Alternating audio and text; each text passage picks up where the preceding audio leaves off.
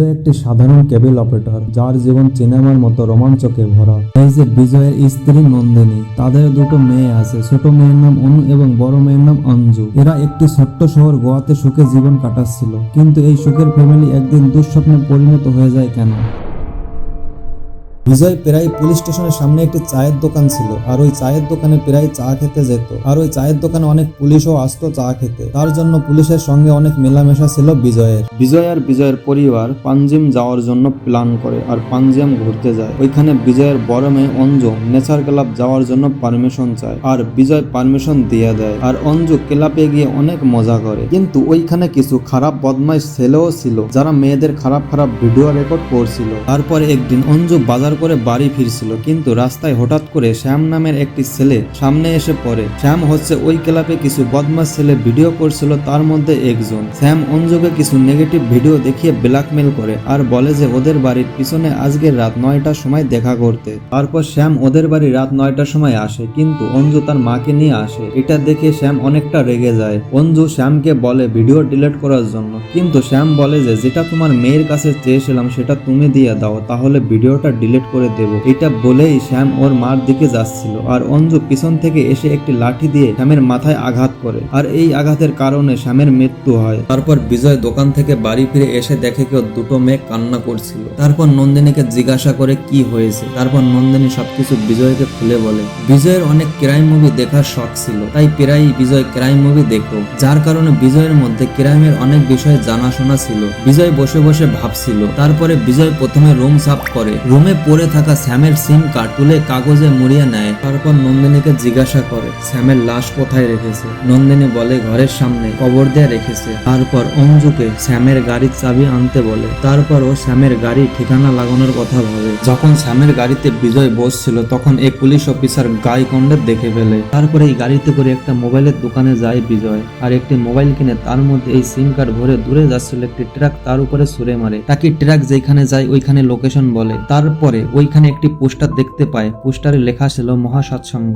যেটা হচ্ছিল পাঞ্জিয়ামতে। তারপর বিজয় শ্যামের গাড়ি একটি পুকুরে ফেলে দিয়ে তারপর বিজয় বাড়ি ফিরে আসে। তারপর বিজয় জানতে পারে কি শ্যাম একটি পুলিশ অফিসার মীরা দেশমুখের ছেলে। তারপর ডিনারের সময় বিজয় পুরো ফ্যামিলিকে বোঝায় যদি কোনো পুলিশ অফিসার কাউকে কিছু জিজ্ঞাসা করে তাহলে কি বলতে হবে। তারপর বিজয়ের ফ্যামিলিকে নিয়ে আবার পাঞ্জিয়াতে ঘুরতে যায়। আগে যে বাসটিতে গিয়েছিল সেই বাসটিতে আবার যাচ্ছিল। কালকে যে পোস্টারে দেখেছিল বিজয় সেই মহাসৎসঙ্গে যায়, কিন্তু গিয়ে দেখে কি মহাসৎসঙ্গে শেষ হয়ে গেছে আরো একদিন আগে। এটা জানতো বিজয়, তারপরও এসেছিল। তারপর বিজয় এই মহাসৎসঙ্গের ভিডিও ক্যাসেট নিয়ে আসে। তারপর বিজয় নিজের পরিবারকে ভালো করে বোঝায় যে পুলিশ ওদের কাছে কি কি প্রশ্ন করতে পারে আর কি কি জবাব দিতে হবে। আর ওইদিকে মীরা দেশমুখ তার ছেলে তালাশি শুরু করে দিয়েছিল, আর তালাশিতে শ্যামের গাড়ি পায় তারা ওই পুকুরটিতে। আর ওই পুকুরের মধ্যে গাড়িটি পাওয়ার জন্য মীরা দেশমুখ অনেকটা চিন্তিত হয়ে পড়ে। তারপর একটা মিটিং রাখে, আর ওই মিটিং এ পুলিশ অফিসার গাইকন্ড বলে যে এই গাড়িতে বিজয়কে বসতে দেখেছে। তারপর পুলিশ অঞ্জুর স্কুলে গিয়ে অঞ্জুর কাছে জিজ্ঞাসা করে 2 তারিখে ওরা কোথায় ছিল। অঞ্জু ওটাই বলে যেটা বিজয় ওর বাবা ওকে শিখিয়ে দিয়েছিল। আর বিজয়ের ফ্যামিলির কাছেও কিছু জিজ্ঞাসা করছিল, কিন্তু পুলিশ কোনো কিছুর প্রমাণই পায়নি। আর সব পুলিশ এটাই ভাবছিল যে গাইকন্ডে মিথ্যা কথা বলছে, কারণ পুলিশ স্টেশনের সামনে যে চায়ের দোকানটা আছে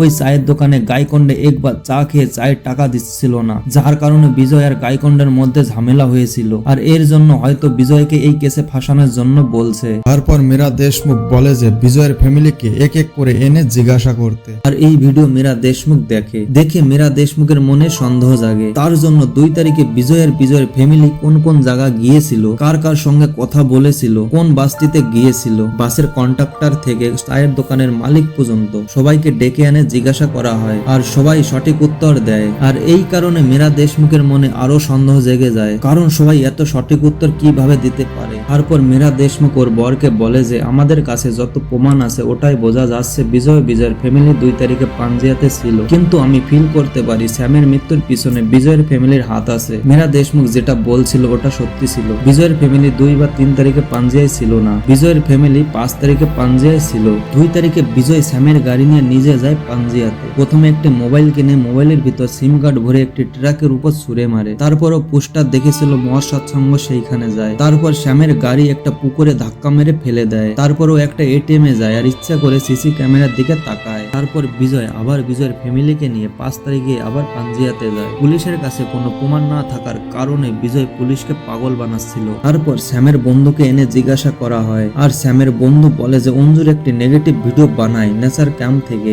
ওইটা শোনার পর মীরা দেশমুখ কনফার্ম হয়ে যায় যে শ্যামের মৃত্যুর পিছনে বিজয়ের ফ্যামিলির হাত আছে। তারপর বিজয়ের ফ্যামিলিকে রিমাইন্ডে নিয়ে আসা হয়। এইবার আর নর্মালে জিজ্ঞাসা করে না, এইবার অনেক মারপিট করে বিজয় এবং বিজয়ের ফ্যামিলিকে, কিন্তু ওদের কথার কোনো নড়চড় হয় না। ওরা ওটাই বলে যেটা আগে বলেছিল। তারপর বিজয়ের ছোট মেয়েকে যখন পুলিশ গাইকন্ডে মারছিল তখন বিজয়ের ছোট মেয়ে ভয়তে বলে যে আমি বলছি সবকিছু। তারপর বিজয় এবং তার বড় মেয়ে আর স্ত্রীকে বাইরে পাঠিয়ে দেয় আর ও ছোট মেয়েকে জিজ্ঞাসা করে আর ও ছোট মেয়ে বলে যে শ্যামকে মেরে ওদের গার্ডেনে কবর দেওয়া হয়েছে। তারপর পুলিশ ওদের গার্ডেনে খোদাই শুরু করে আর ওই গার্ডেনে অনেক লোকজন জোড়া হয়ে যায় আর ওইখান থেকে একটি লাশ পাওয়া যায়, কিন্তু ওইটি শ্যামের লাশ ছিল না, ওইটি একটি কুত্তার লাশ ছিল।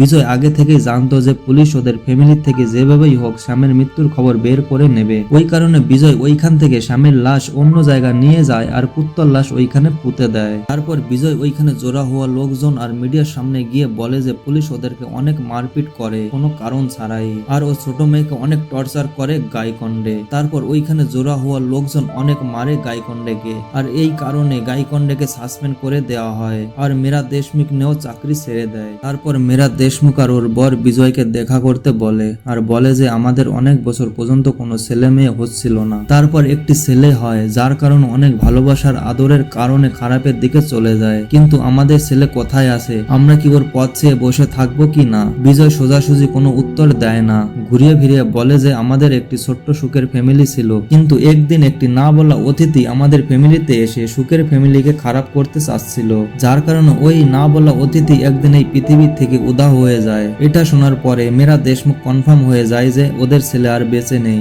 এখনো পর্যন্ত কেউ জানে না যে শ্যামের লাশ কোথায় আছে, এমন করে ফ্যামিলিও না।